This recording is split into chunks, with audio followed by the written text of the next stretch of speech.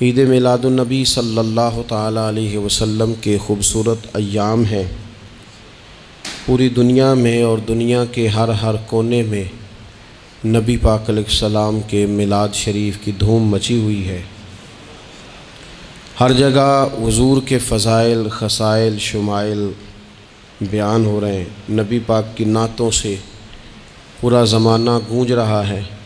حضور کی سیرت مبارکہ کے فیوز و برکات سے اہل اسلام اپنے دلوں کو منور فرما رہے ہیں۔ اس کے ساتھ ساتھ حضور علیہ السلام جو روشن، خوبصورت، چمکدار تعلیمات لے کے دنیا میں تشریف لائے، وقت جیسے جیسے گزر رہا ہے لوگ محسوس کر رہے ہیں کہ نجات اگر ہے تو اسی رستے میں ہے جو مدینے والے رسول نے عطا فرمایا ہے صلی اللہ تعالیٰ علیہ وسلم۔ چونکہ اللہ تبارک و تعالیٰ نے خود نبی پاک کے ذکر مقدس کو بلند فرمایا ہے، اس لیے بہت سارے ذرائع، بہت سارے اسباب بن گئے۔ پہلے محافل، مجالس، میلاد کے اجتماعات کا انعقاد ہوتا تھا، جلوس ہوتے تھے۔ اب یہ کہ بڑے بڑے ٹی وی چینل اور دنیا کے بڑے بڑے نشریاتی ادارے، آپ جس طرف بھی دیکھیں گے رسول پاک علیہ السلام کا تذکرہ کرتے نظر آئیں گے۔ بہت پہلے کہا تھا اعلیٰ حضرت نے کہ عرش پہ تازہ چھیڑ چھاڑ اور فرش پہ طرفہ دھوم دھام، کان جدھر بھی لگائیے تیری ہی داستان ہے۔ کان جدھر بھی لگائیے تیری ہی داستان ہے۔ ہر جگہ حضور کے ذکر پاک نے روشنی بکھیری ہوئی ہے۔ اللہ تعالیٰ نے جہاں نبی پاک علیہ السلام کو بڑی عظمتوں، شانوں، رفتوں اور بلندیوں سے نوازا، وہاں یہ بھی فرمایا کہ وَمَا أَرْسَلْنَاكَ إِلَّا رَحْمَةً لِّلْعَالَمِينَ۔ ہم نے اپنے محبوب علیہ السلام کو تمام جہانوں کے لیے رحمت بنا کر بھیجا ہے۔ نبی پاک صلی اللہ تعالیٰ علیہ وسلم کا وجود سراپا رحمت ہے۔ حضور کا بولنا بھی رحمت ہے، خاموش رہنا بھی رحمت ہے۔ نبی پاک علیہ السلام کا کسی کو کچھ عطا کرنا بھی رحمت ہے، اور کسی کو صبر کی تلقین کرنا یہ بھی رحمت ہے۔ حضور کسی کو خوش ہو کے دیکھ لیں تو یہ بھی کرم کی بات ہے، اور محبوب کریم علیہ السلام کبھی ناراض ہو جائیں تو اس کے بعد بھی جب حضور راضی ہوتے ہیں تو رحمت کی برکھا ہی برسا کرتی ہے۔ اور حضور علیہ السلام نے فرمایا ہے، میں نے اللہ کی بارگاہ میں یہ دعا کی ہے کہ مالک اگر میں کسی کو جھڑک دوں نا، کسی مسلمان مومن کو، تو مالک اسے بھی اتنا ثواب دینا جتنا تو فرض نماز کا ثواب عطا فرماتا۔ تو وجود سارے کا سارا حضور کا رحمت کاملہ ہے۔ نبی پاک کا مسجد نبوی شریف میں بیٹھ کر پیغام دین دینا بھی رحمت ہے، اور حضور اگر اسلحہ پہن کر بدر کے میدان میں آ جائیں، اللہ کے دین کو نافذ کرنے کے لیے دست مبارک میں تلوار اٹھا لیں تو یہ بھی کائنات کے لیے رحمت ہے، یہ بھی فضل ہے۔ کیوں؟ اس لیے کہ اگر جڑی بوٹیاں کاٹی نہ جائیں تو اصل فصل کا نقصان کر جاتی ہیں۔ اس لیے ضروری ہوتا ہے کہ ایسی چیزوں کو تلف کر دیا جائے جو انسانیت کے لیے نقصان کا باعث۔ اللہ تعالیٰ نے نبی پاک علیہ السلام کے وجود کو سراپا رحمت بنایا۔ بدقسمتی یہ ہوئی کہ دور جب بدلا نا اور لوگ اپنی ضروریات زندگی کمانے کے لیے میدان میں آئے، تو وہ اس طرح کی کچھ دوڑ میں ہم سب لوگ شامل ہو گئے کہ ایک مخصوص سی مادہ پرستی، ایک مخصوص سا مزاج، دولت کی اینک سے ہر چیز کو دیکھنے کا، تو ڈھیر سارا کچھ شخص اچھا ہے، اس میں بہت بڑی تعداد میں بھلائیاں پائی جاتی ہیں، اتنی زیادہ بھلائیاں کسی میں پائی جاتی ہیں، اتنا پیارا آدمی ہے، اتنا شستہ اس کا مزاج ہے، لیکن ہم جب کسی سے ملتے ہیں تو ہم یہ دیکھتے ہیں کہ اس کی ساری اچھائیاں اپنی جگہ پر پتہ چلے نا کہ وہ ہمیں کیا دے سکتا ہے، ہمارے کس کام آ سکتا ہے، ہمارے لیے کتنا نفع بخش ہو سکتا ہے، ہمارے لیے کتنا سود مند. یعنی وہ مزاجوں میں جو خاص نرمی ہونی چاہیے تھی، اور جو حضور نے فرمایا کہ تم میں سے بہتر وہ ہے جو لوگوں کے لیے نفع مند ہے، وہ والا مزاج نہیں بلکہ کچھ لینے کا. تو حضور علیہ الصلاۃ والسلام کو اللہ تعالیٰ نے رحمت بنا کر بھیجا. اس رحمت کاملہ ہی کی وجہ تھی کہ حضور نہ ظاہری طور پر بھی لوگوں کے جو روزمرہ کے معاملات تھے اس میں بھی بڑی خیر خواہی کے جذبات رکھتے تھے. نبی پاک علیہ الصلاۃ والسلام عام لوگوں کے بیچ اٹھتے بیٹھتے، ان کے ساتھ کھاتے پیتے. سرور کائنات کا طریقہ یہ ہوتا کہ اگر غلاموں میں سے کوئی بیمار ہو جاتا تو تیمارداری کرنے تشریف لے جاتے، صبر کی نصیحت کرتے. اللہ کے حبیب علیہ الصلاۃ والسلام اس کے لیے مناسب دوا بھی تجویز کرتے، دعا بھی فرماتے. حضور نے فرمایا اگر تم میں سے کسی شخص کہ ہاں کوئی خوشی کا موقع ہو تو وہ مختار ہے، دعوت دے نہ دے، لیکن اگر کسی کا انتقال ہو جائے تو مجھے خبر ضرور دینا، میں جنازے پڑھنا چاہتا ہوں. ایک مقام ایسا بھی آیا کہ جہاں میرے نبی پاک علیہ الصلاۃ والسلام نے فرمایا اگر میرا کوئی امتی دنیا سے چلا جائے اور ترکہ چھوڑ کے جائے، جائیداد چھوڑ کے جائے، مال و اسباب چھوڑ کے جائے تو وہ اس کی اولاد میں بانٹ دینا، لیکن اگر اس کے ذمے قرضہ ہو تو میرے پاس آ جانا، میں اس کا قرض ادا کر دوں گا. نبی پاک صلی اللہ تعالیٰ علیہ وسلم نے اپنی رحمت کے ساتھ امت کو جو حصہ عطا فرمایا، اور جس طرح سے حضور سید عالم صلی اللہ تعالیٰ علیہ وسلم نے ہمیں یہ اسباق پڑھائے، اس طرح ہونا نہیں چاہیے تھا. جو ترتیب آج دنیا میں لگ گئی ہے اور جس انداز میں مسلمان اپنے صبح و شام گزار رہا ہے، آپ یقین کریں کہ کبھی کبھی یوں محسوس ہوتا ہے کہ جیسے خالص رشتوں کا ہونا اور اخلاص کا موجود ہونا اور للہیت کا نصیب ہونا یہ شاید کوئی بے موسمہ سا پھل ہو گیا ہے. شاید یہ کہ اب ڈھونڈنے سے، تلاش کرنے سے بھی ایسی چیزیں میسر نہیں آئیں گی کہ لوگ اللہ تعالیٰ کی رضا کو پیش نظر رکھیں. اور پھر اب تو اس طرح کا ماحول ہو گیا ہے کہ چونکہ زیادہ لوگ جھوٹ بولتے ہیں اللہ ماشاء اللہ، تو بیچ میں سچ بولنے والا عجیب لگتا ہے. چونکہ زیادہ دکانداری ہوتی ہے تو کوئی اخلاص کا مظاہرہ کرتا ہے تو وہ عجیب لگتا ہے. چونکہ زیادہ اللہ معاف فرمائے کہ دھوکہ دہی کا بازار گرم ہے تو اب یوں محسوس ہوتا ہے کہ جیسے کوئی بندہ کہہ رہا ہے میں صحیح سے چلوں گا تو لوگ سمجھتے ہیں شاید کوئی اداکاری کر رہا. حضور علیہ الصلاۃ والسلام نے جو لوگوں کے حق میں اپنی طبیعت میں نرمی پیدا کی، آپ یقین کریں بڑے سارے لوگوں سے ملنے کو جی چاہتا ہے لوگوں کا، ان کے پاس جانے کو، بیٹھنے کو، من کی باتیں کرنے کو. بہت سارے لوگ ایسے ہوتے ہیں جن کے بارے میں ہماری خواہش ہوتی ہے کہ بندہ بڑا اچھا ہے، لیکن اس کے پاس اگر چل کے جائیں گے تو ہمارے سٹیٹس کا کیا بنے گا؟ اگر ہم جا کے اس کی مجلس میں بیٹھ گئے تو وہ جہاں ہم خود میرے مجلس تھے اس کا کیا بنے گا؟ اگر ہم کسی شخص کی طرف بڑھ گئے، آگے بڑھ کے ہم نے 2 قدم آگے جا کے گرم جوشی سے اس کا استقبال کیا تو کوئی شخص یہ نہ سمجھ بیٹھے کہ یہ تو کوئی لو سٹینڈرڈ رکھتا ہے. ہم نے وہ اس طرح کے بیج بوئے ہیں انانیت کے کہ ڈھیر ساری تکلیف لوگوں کو ہماری وجہ سے ہوتی ہے. بہت سارے لوگ آزمائش کا شکار ہوتے ہیں. بعض لوگ آ جائیں، لوگ ڈھب سے کھانا نہیں کھا پاتے، لیکن وہ خاص رحمت اور وہ خاص نرمی جو نبی کریم نے ہمیں عطا فرمائی ہے، یار یہ کتنا، میں آپ کو ذاتی بات بتاتا ہوں، اپنے مخالف کو، گالی دینے والے کو، زندگی کے کسی کونے میں برا کہنے والے کو معاف کرنا بڑا مشکل کام ہے. کسی شخص نے 30 سال پہلے بھی کبھی آپ کو کوئی سخت لفظ کہا ہو تو وہ بندہ سامنے آئے تو بات یاد آ جاتی ہے، یار اس نے یہ کہا تھا. باتیں کھٹکتی ہیں. کسی مقام پر کھڑے ہو کر کسی جگہ پر کسی بندے نے آپ کو تکلیف دی ہو، بندہ اس جگہ پہ آئے تو وہ چیز کھٹکتی ہے.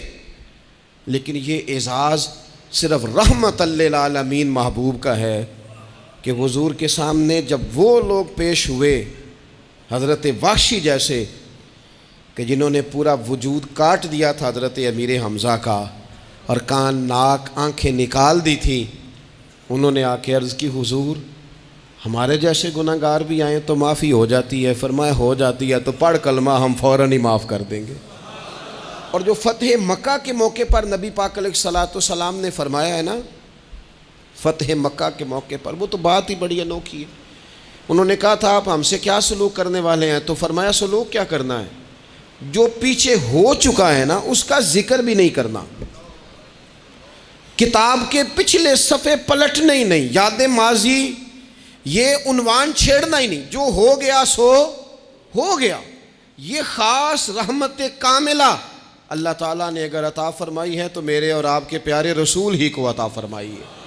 یہ خاص جذبات اور یہ خاص کیفیات حضور نا، دیکھو ماں باپ جو ہوتے ہیں نا اولاد کے حق میں بڑے شفیق ہوتے ہیں. میں بڑی ذمہ داری سے بات کرنے لگا ہوں. ماں باپ کے ساتھ اگر کوئی سب سے بڑھ کے زیادتی کرتا ہے تو کرتی بھی اولاد ہی ہے. بڑا کچھ کر جاتے ہیں بچے، بعض ایسی باتیں بھی کر جاتے ہیں کہ جو اسے نہیں کرنی چاہیے. لیکن کہو نا والد صاحب سے کنارہ کر دیں بچے سے، جس کے 9 بیٹے بھی ہیں اسے بھی کہو نا کہ تو کر ذرا کنارہ کر کے دکھا، نہیں کر سکتا. وہ شفقت پدری جو رب نے اس کے سینے میں رکھ دیا وہ کیسے نکالے گا؟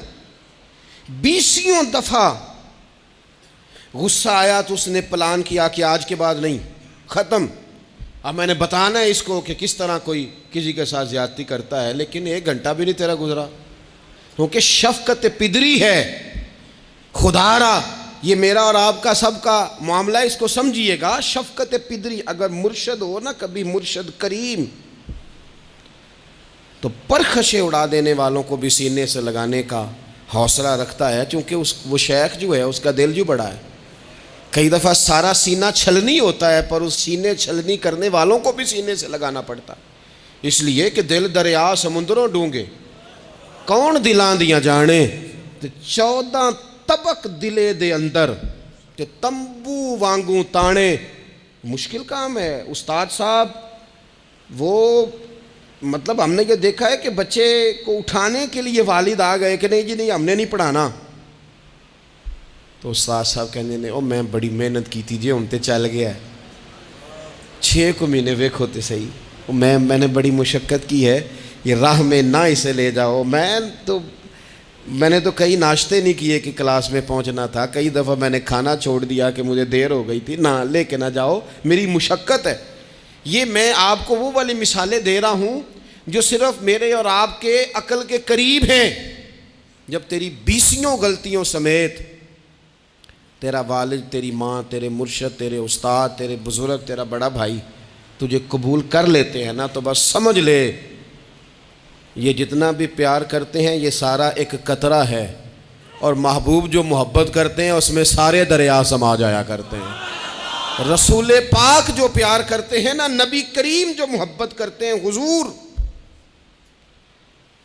اور حضور کو سب سے زیادہ غم کیا رہتا تھا؟ روزی روٹی کا نہیں، اس کا بھی بندوبست کیا، تعلیم و تعلم کا بھی بندوبست کیا. حضور کا سب سے بڑا احساس یہ تھا کہ میری امت دوزخ سے بچ جائے، جنت میں جائے، گمراہ عقائد سے باہر آئے، راہ حق انہیں نصیب ہو. اس کے لیے نبی پاک جد و جہد کرتے. حضور کو روڑے مارنے والے، پتھر مارنے والے، کانٹے بچھانے والے، گردن پہ اوجڑیاں رکھنے والے رات کو سکون سے سو جاتے، اور نبی پاک انہی لوگوں کے لیے رات کو ہاتھ اٹھا کے ہدایت کی دعائیں کرتے رہتے. وہ روڑے مار کے سو گئے جا کے، اور جس نے روڑے مارے ہیں وہ نبیوں میں رحمت لقب پانے والا، مرادیں غریبوں کی بر لانے والا. اور کسی نے کہا تھا لے کے پہلو میں غم امت نادار آئے، لے کے پہلو میں غم امت نادار آئے. وہ دیکھو امتی امتی کہتے ہوئے سرکار آئے. وہ دیکھو نا امتی امتی کہتے ہوئے لے کے پہلو میں غم امت نادار آئے. حضور کے پہلو میں غم ہے امت. یا اللہ مہربانی فرما، یا اللہ مہربانی فرما. اور صبح قیامت بھی ہم سب لوگ نا لائق لوگوں سے اپنا تعلق بناتے ہیں. میں نے دیکھا ہے کہ ساری زندگی کا رشتہ ہے. وہ کسی نے کہا تھا کہ کوئی بندہ مجھے ایسا چاہیے کہ میں اس سے جھوٹ بھی بولوں تو وہ مجھ سے سچ بولے. کچھ لوگ ایسے چاہیے ہوتے ہیں نا زندگی میں کہ وہ توأن و کرہن ساتھ ہی رہے، لیکن یہ ہوتا نہیں، مشکل کام ہے. لوگ کہتے ہیں اگر لائق ہے تو میرا ہے، نالائق ہے تو پھر میرا. بنتے نہیں. یقین کریں آپ سے زندگی میں کوئی خطا ہو گئی کو آپ کا بننے کو تیار نہیں ہوتا، کہتا میرا نہیں تعلق بھائی، میں اس کے لین دین کا بالکل ذمہ دار نہیں، میرا اس کا کوئی رشتہ نہیں، تو جان یہ جان، کاٹ دیا. اور اگر گناہ ہو گیا، غلطی ہو گئی، انسان سے ہو جاتی ہے، اپنی ساری غلطیوں سمیت اپنے آپ سے پیار ہے اور دوسرے سے ایک ہو جائے تو. لیکن کچھ لوگ ایسے ہوتے ہیں، حضور غوث پاک کے مدرسے کے اساتذہ نے کہا تھا حضور سبق بانٹنے ہیں، پیریڈ لگانے ہیں، آپ کو کون سی کتاب دے دیں، فقہ، اصول، تفسیر، حدیث کیا پڑھائیں گے؟ تو آپ فرمانے لگے نہیں تم مجھے سبق نہ کوئی دو، تم اس طرح کی تقسیم کرو کہ لائق بچے سارے تم رکھ لو، نالائق سارے مجھے دے دو. حضور علیہ السلام نے فرمایا قیامت کے دن جو بڑے بڑے گناہ گار ہوں گے نا، بڑے بڑے، وہ میری چادر کے نیچے چھپے ہوئے ہوں گے. چور حاکم سے چھپا کرتے ہیں یا اس کے سوا، تیرے دامن میں چھپے چور انوکھا تیرا. اور حضور ہمارے وکیل نہیں، حضور ہمارے شفیع ہیں. حضور ہماری وکالت نہیں کریں گے، حضور ہماری شفاعت کریں گے. وکیل وہ ہوتا ہے جو کٹہرے میں کھڑا ہو کے جج صاحب سے کہتا ہے اس نے کوئی جرم نہیں کیا، بلا وجہ الزام لگایا گیا ہے، اس نے کوئی خطا نہیں کی، یہ ذاتی اناد پال رہے ہیں، یہ بندہ ہی بڑا اچھا ہے، یہ تو تھا ہی نہیں موقع پہ، اس نے تو کیا ہی کچھ نہیں، وکالت کرتا ہے اسے معاف کر دو. یہ وکیل ہوتا ہے. اور شفیع وہ ہوتا ہے جو کہتا ہے اس نے سارا کچھ ہی کیا ہے پر میں جو آ گیا ہوں، سارے جرم اس نے کیے ہیں پر میں آ گیا ہوں نا، میرا آنا دیکھا جائے اور اسے معاف کر. تو نبی کریم علیہ السلام نے خاص، اور پھر کچھ ایسی چیزیں جو بالکل سادی تھیں، اس کا بھی نبی پاک صلی اللہ تعالیٰ علیہ وسلم نے لوگوں پر بوجھ نہیں ڈالا. حضرت سیدنا ابن مسعود رضی اللہ تعالیٰ عنہ فرماتے ہیں، مسلم شریف میں موجود ہے، کہتے ہیں حضور ہمیں کبھی کبھی واز سنایا کرتے تھے، ہر روز تقریر نہیں سناتے تھے. یا رسول اللہ صلی اللہ علیہ وسلم ہمارا دل کرتا ہے. فرمایا میں نہیں چاہتا کہ تم تکلیف میں آ جاؤ. حضور فرماتے ہیں میں لمبی نماز پڑھانا چاہتا ہوں، پیچھے سے کوئی بچہ رو پڑتا ہے، میں اللہ کی نماز مختصر کر دیتا ہوں. نبی پاک صلی اللہ تعالیٰ علیہ وآلہ وسلم کی عادت مبارکہ تھی. حضور سواری پہ چل رہے ہوتے تھے تو کوئی غلام ساتھ چلنا چاہتا تھا تو فرماتے تھے تو میرے ساتھ آ کے سواری پہ بیٹھ جا. یا رسول اللہ میں آپ کے ساتھ نہیں بیٹھ سکتا، میں تقاضا ادب ہے کہ میں آپ کے ساتھ نہ بیٹھوں. تو حضور فرماتے پھر واپس چلا جا، میری طبیعت گوارا نہیں کرتی کہ میں سواری پہ چلوں اور میرے ساتھ جو لوگ ہیں وہ پیدل سفر کریں. احساسات، جذبات، محبوب کریم کو اللہ تبارک و تعالیٰ نے جو دل عطا کیا. آپ دیکھیں چھوٹے چھوٹے بچوں، وہ ہمارے ہاں نا جی بزرگ ناراض نہ مجھ سے ہو جائیں، ہمارے ہاں بزرگ بعضوں کا شکوہ کرتے ہیں، کہتے ہو کاکا ادھر آئے نا تو میرے نہ سلام نہیں لئی. بھئی آپ لے لیتے سلام، یہ کچھ جھگڑے والی بات ہے؟ آپ سلام کر دیں. رسول پاک کی عادت مبارکہ تھی کہ چھوٹے چھوٹے بچے گلیوں میں ہوتے تو حضور آگے بڑھ کے خود انہیں سلام کہتے، ان کے سروں پہ دست شفقت پھیرتے، ان کی چھوٹی چھوٹی باتیں سنتے، ان کے سوالات کے جواب ارشاد فرماتے. اللہ کے پیارے رسول صلی اللہ تعالیٰ علیہ وسلم کا تو یہ معاملہ تھا کہ عبادت کے معاملے میں بھی جب ایک شخص نے کہا کہ یا رسول اللہ میں ساری رات نماز پڑھا کروں گا، سارا دن روزہ رکھوں گا، تو حضور نے فرمایا نہ، آنکھیں تکلیف میں آ جائیں گی، وجود تھک جائے گا. ایک سرکار کی زوجہ محترمہ ام المومنین نے رسی باندھ لی تھی مسجد نبوی میں کہ میں جب تھک جاؤں گی تو ٹیک لگا لوں گی، پر میں نے پڑھنی ساری رات ہے نماز. اللہ کے محبوب نے فرمایا جتنی دیر طبیعت اجازت دے اتنی دیر پڑھو، باقی آرام کرو. اور فرمایا تمہاری آنکھ کا بھی تمہارے اوپر حق ہے، تمہارے وجود کا بھی تمہارے اوپر حق ہے. یہ ساری چیزیں نبی پاک صلی اللہ تعالیٰ علیہ وسلم کی امت کے ساتھ رحمت پر دلالت کرتی ہیں. اسی طور پر آپ دیکھیں کہ نبی کریم علیہ السلام نے 2-3 دن تراویح پڑھی، پھر صحابہ جمع ہو گئے، زیادہ لوگ آ گئے تو سرکار اندر سے باہر ہی نہیں آئے، حجرے میں رہے. فجر کے وقت آئے تو فرمایا مجھے پتہ تھا تم سارے انتظار میں ہو، اور تم نے دیر تک میرا انتظار کیا، میں جان بوجھ کے نہیں آیا۔ کیوں نہیں آیا یا رسول اللہ صلی اللہ تعالیٰ علیہ وسلم؟ تو حضور فرمانے لگے اس لیے نہیں آیا کہ اگر میں آ جاتا اور کچھ دن مستقل یہ نماز پڑھتا تو میرے دل میں خیال آیا کہیں رب کریم اسے فرض نہ کر دے، تمہیں مشقت ہوگی، تمہیں تکلیف ہوگی، لہٰذا میں حضور دل چاہ رہا ہے نفل عبادت کو، اس لیے نہیں کر رہے کہ امت پر کہیں ضروری ہو جائے۔ حضرت سیدنا عباس فرماتے ہیں کہ ایک انصاری صحابی رات کو مسجد نبوی شریف میں داخل ہوئے، ان دنوں جن دنوں وہ بدر کے قیدیوں کو لایا گیا تھا، تو ان قیدیوں کو رسیاں صحابہ نے زور سے باندھ دی تھی، تو کہتے ہیں کہ میں نے دیکھا نبی کریم علیہ السلام بڑی بے چینی کے عالم میں کبھی ادھر جاتے کبھی ادھر آتے۔ میں نے عرض کی یا رسول اللہ صلی اللہ تعالیٰ علیہ وسلم خیریت ہے؟ تو حضور نے فرمایا ان قیدیوں میں میرے چچا جناب عباس بھی ہیں، وہ ہائے ہائے کرتے ہیں تو مجھے نیند نہیں آتی۔ چلو زیادہ نہیں تو تھوڑا احساس کبھی چچا کا بھی پیدا کرنا چاہیے۔ ویسے چچا چاند نہیں ہوتا، چندہ ہمیشہ ماموں نہیں ہونا ہے۔ چچا جتنا مرضی بھی خوبصورت ہو بیچارہ چاند ہو سکتا نہیں، چندہ ماموں نہیں ہونا ہے، پکی بات۔ تو کبھی چچا کا بھی احساس کرنا چاہیے۔ نبی کریم علیہ السلام نے فرمایا چچا ہائے ہائے کرتے ہیں تو مجھے نیند نہیں آتی۔ وہ انصاری صحابی فرماتے ہیں کہ میں دوڑا گیا اور میں نے جا کے معلومات کی کہ حضرت عباس رضی اللہ تعالیٰ عنہ کو کہاں باندھا گیا ہے۔ فرماتے میں جا کے حضرت عباس کی رسیاں ڈھیلی کر کے آیا تو وہ سکون میں آ گئے۔ تو آ کے حضور علیہ السلام کو میں نے دیکھا تو سرکار بھی زمین پر بیٹھ گئے، لیکن ابھی چہرے پر بے چینی باقی تھی۔ میں نے عرض کی حضور میں رسیاں ڈھیلی کر رہا ہوں جناب عباس کی، آپ آرام سے سو جائیں۔ تو یہاں تک نہیں یہ رحمت رکتی، یہ رحمت کسی مقام پر محدود نہیں ہوتی۔ میرے کریم کا کرم ہمیشہ برستا ہے تو بغیر رنگ و نسل ہر جگہ برستا ہے۔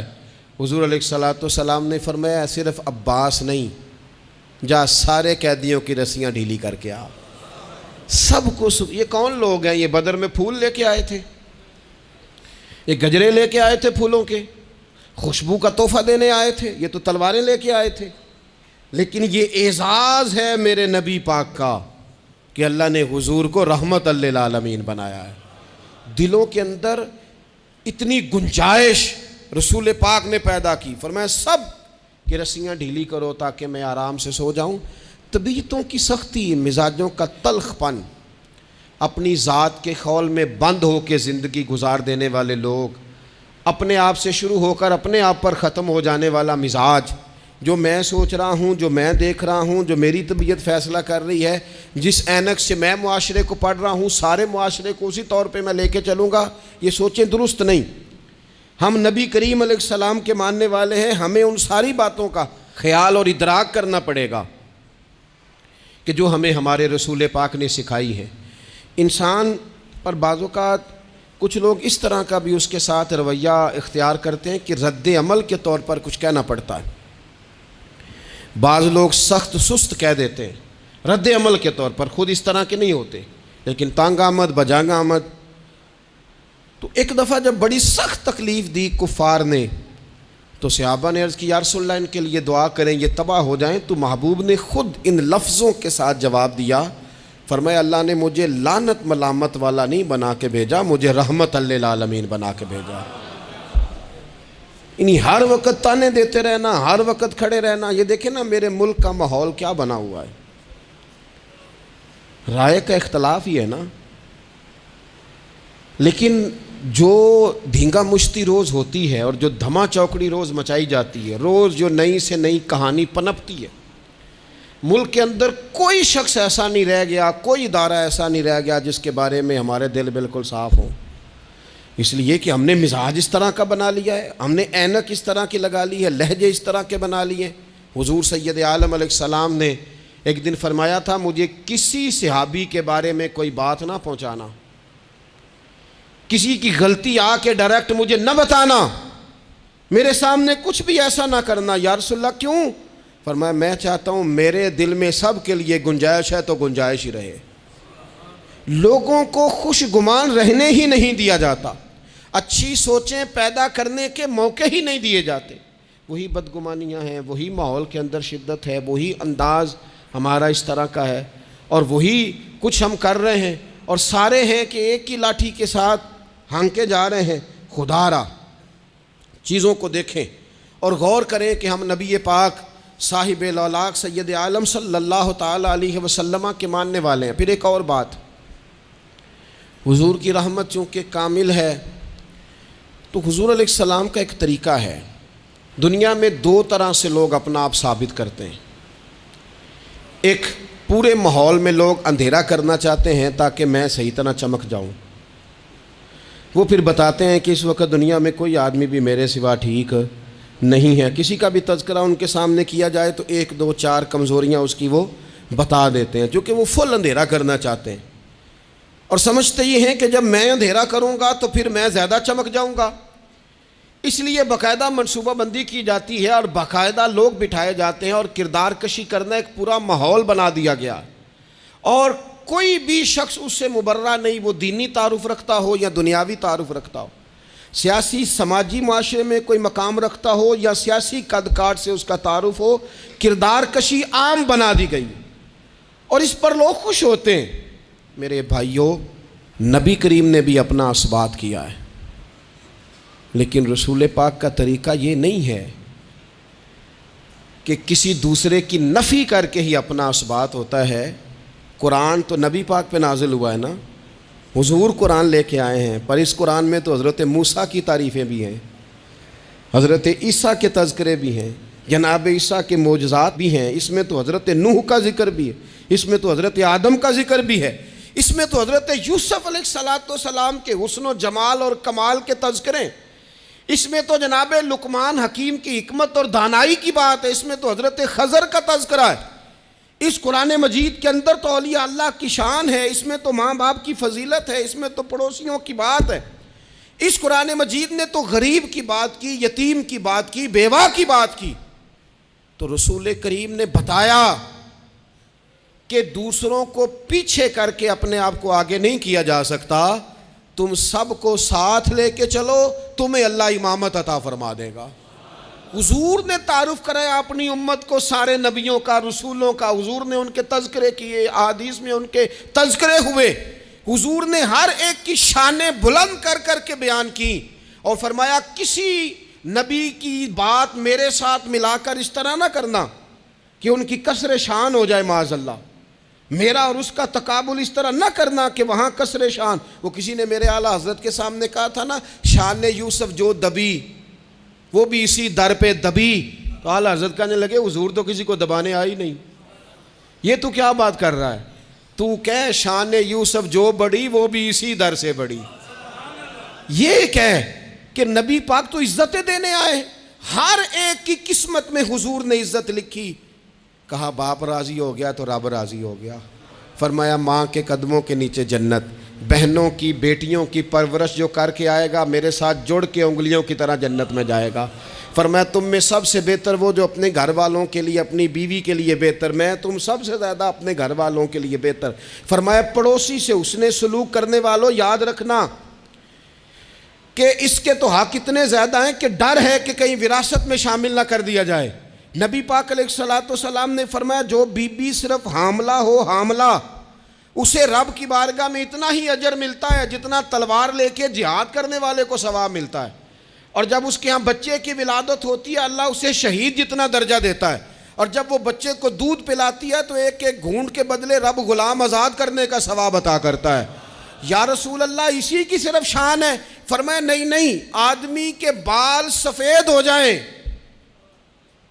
مومن مسلمان سفید بالوں والا، اگر تم نے اس کی عزت کی تو سمجھ لینا تم نے اپنے رب کا احترام کیا ہے. یا رسول اللہ تاجر؟ تو فرمایا سچ بول کے تجارت کرنے والا تو قیامت میں نبیوں کے ساتھ ہوگا. یا رسول اللہ یہ عالم، یہ طلباء، یہ دور دراز سے آنے والے لوگ؟ تو محبوب نے فرمایا یہ تو کوئی ڈگری نہیں لیتے، پہلے دن ہی گھر سے نکلتے ہیں تو فرشتے پیروں کے نیچے پر بچھا دیتے ہیں. یا رسول اللہ وہ مزدور دیکھا، مزدور سڑکوں پہ بیٹھا، رول گئے لوگ اپنے مطالبات کے لیے احتجاج کرتے. وہ کسان دیکھے دنیا سو رہی ہے، ٹھنڈ میں جا کے فصلوں کو پانی دے رہے ہیں۔ وہ ہم نے مزدور دیکھے جن کے ہاتھوں پہ چھالے پڑ گئے۔ لوگوں کی انہوں نے بلڈنگیں کئی منزلہ بنا دی، پر اپنے چھت سے پانی ٹپکتا روک نہ سکا۔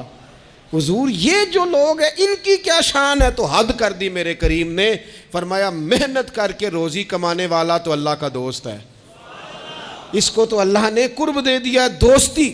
تو نے ہر شخص کی قسمت میں یہ عزت لکھی، اور آخری خطبے کی صورت میں بھی وصیت لکھی۔ حضور نے ہر شخص کو احترام دیا، ہر ایک کو اکرام دیا۔ لوگوں کو پیچھے دھکیل کے قد اونچا نہیں ہوتا، بلکہ شمع سے جتنی مرضی شمعیں جل جائیں اس کی اپنی روشنی میں کبھی کمی نہیں آیا کرتی، بلکہ حد ہو گئی۔ ایک دن نبی پاک علیہ السلام نے حضرت جبریل امین سے پوچھ لیا، فرمایا جبریل سب کو میری رحمت سے حصہ ملا ہے، آپ کو بھی کوئی ملا ہے؟ وہ ملا تو بتاؤ نا۔ تو حضرت جبریل عرض کرنے لگے حضور بالکل ملا ہے۔ کہا کس طرح؟ عرض کی یا رسول اللہ جب سے ابلیس کا انجام دیکھا تھا نا، ڈر آتا تھا خدا جانے خاتمہ کس طرح کا ہو، لیکن جب آپ آئے، قرآن آیا اور قرآن میں حضرت جبریل کا ذکر آیا تو فرماتے ہیں میں سمجھ گیا اب اللہ نے کرم کر دیا ہے، اب طے کر دیا ہے کہ جبریل امین علیہ السلام کے جو اعزازات ہیں وہ ہمیشہ اعزاز ہی رہیں گے۔ نبی پاک کی رحمت سے ہر شخص کو حصہ ملا، حتیٰ کہ کفار کو، مشرکین کو، منافقین کو۔ رسول پاک علیہ السلام ہر ایک کے لیے رحمت بن کے تشریف لائے، یہاں تک کہ جانور بھی حضور کے پاس آتے تھے تو اپنے دکھ سنا جاتے تھے۔ حضور تو ان کو بھی تھپکیاں دیتے، تسلیاں دیتے۔ حضرت انس بن مالک